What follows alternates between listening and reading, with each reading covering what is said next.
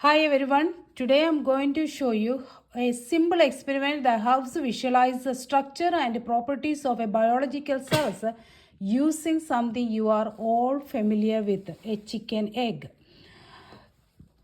So biology is a study of type of cells, but this experiment uses an egg to represent a single large cell, just like a human cells.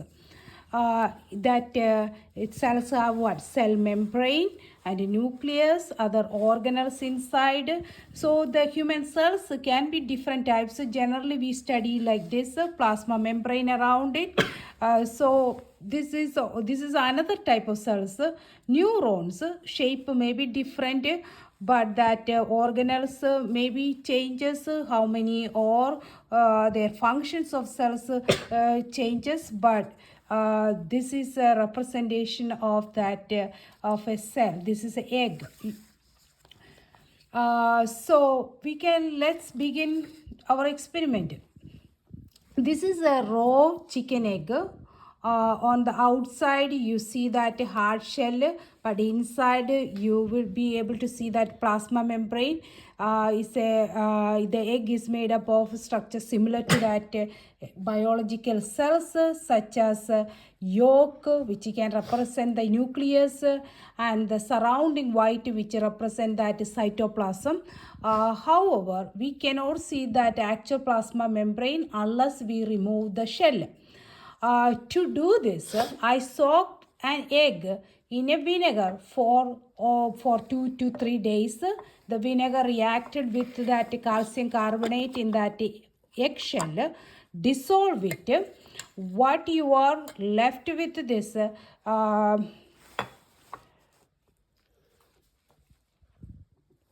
soft rubbery egg with that shell removed. The shell is already, the white shell is removed.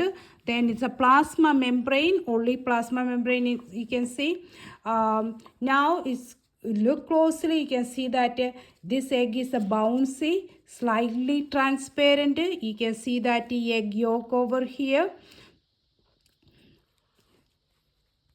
So this, but still is holding content together, all of them. This membrane is similar to that one that surround every living cells I showed you earlier. It is flexible, durable, and most importantly, it is semi-permeable. Why this is important? The cell membrane controls what enters and leaves the cells. It allows certain molecule to pass through while blocking others. Well, that's why it's called semi-permeability. The cell membrane has a characteristics which is that semi-permeability characteristics.